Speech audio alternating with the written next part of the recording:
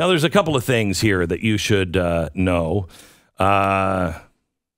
Minsk and Moscow have agreed to restructure payments on Russian loans. Now, the Belarusian, is that right? Belarusian Prime Minister? I've heard Belarusian. I've heard Belarus and then Belarusian. I don't know why. I think they should make up their mind. And go, I think Belarusian sounds better. But I keep hearing Belarusian. Let me ask you Belarusian this. troops. Let me ask you this. We're never going to talk about this country ever again. Does it matter? The prime minister from that one country that's helping Russia out has restructured their loans. They are going to now take all of the foreign currencies that they have and change them over to Russian rubles. So now they are going to be using Russian rubles to pay everything off. That gets them away from the U.S. dollar. This is something you're going to start to see more and more of in that bloc. And I think that bloc is going to be from China and up north Russia, I think through the Middle East and much of Africa, because it'll have to. They owe everything to China. And possibly some countries in South America. You know, you'll have Venezuela and Cuba for sure. But you're going to start to see the world going away from the dollar because we are making an Axis and allied power. And that is going to affect us. So I think some people would argue that they're coming toward it, right? There's been a lot of uniting on against Russia here. But you're saying it's going to split more into this two like bipolar sort of bipolar in the United States is not going to be the United States. We're not going to be the leader of it. It is going to be, you know, half world government. It'll be the Western world against the Eastern world. That's just the way it's going to be. China's going to be leading it, but I don't think we're going to be leading it for very long.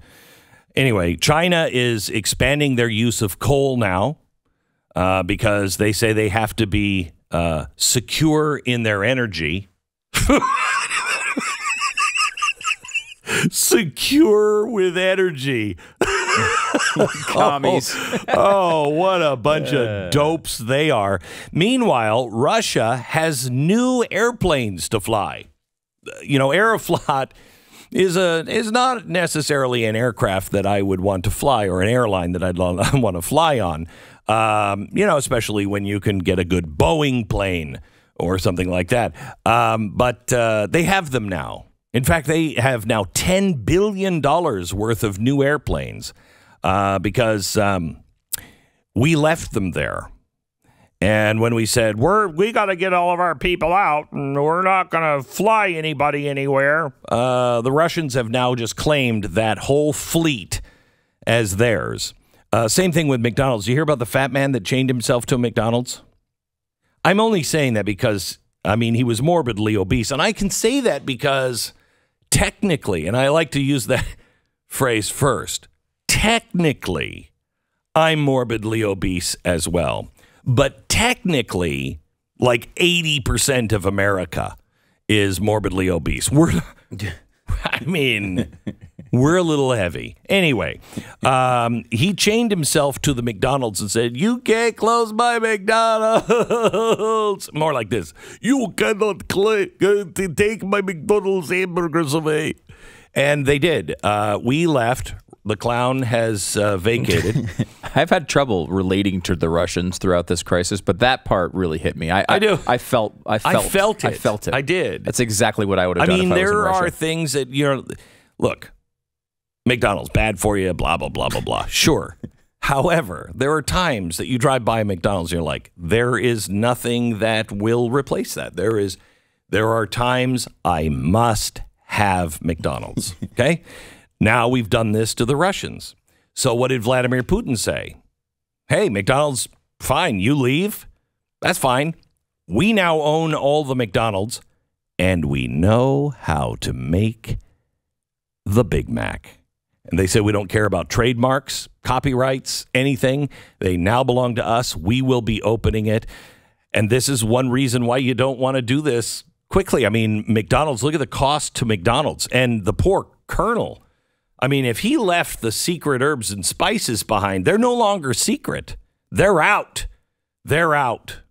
Unless we can send some special forces over into all the KFCs and just off all the Russians that are there that might know the secret herbs and spices.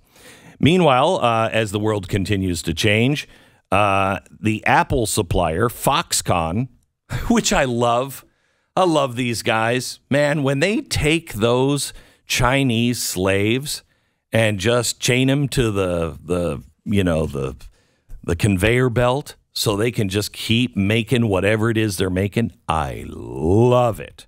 So Foxconn now in talks to build a $9 billion factory in Saudi Arabia. Yeah, Saudi Arabia has a hard time. Now, you're going to find this hard to believe.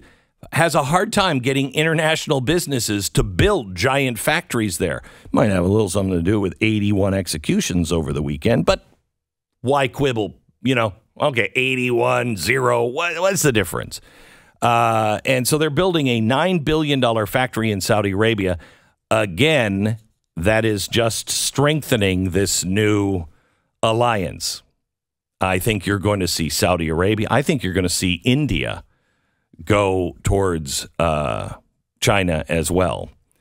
And they will start using the Chinese dollar, which will be a digital, programmable dollar.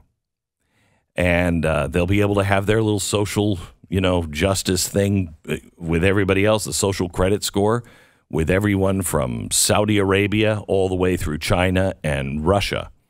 But don't worry, you're not going to be left out. We'll have our own social credit score here on a Fed dollar soon. And that will be fantastic. Fantastic. Well, the reason why I say it's fantastic is because they will have knockoff quarter pounders with G's. We'll have the real deal here.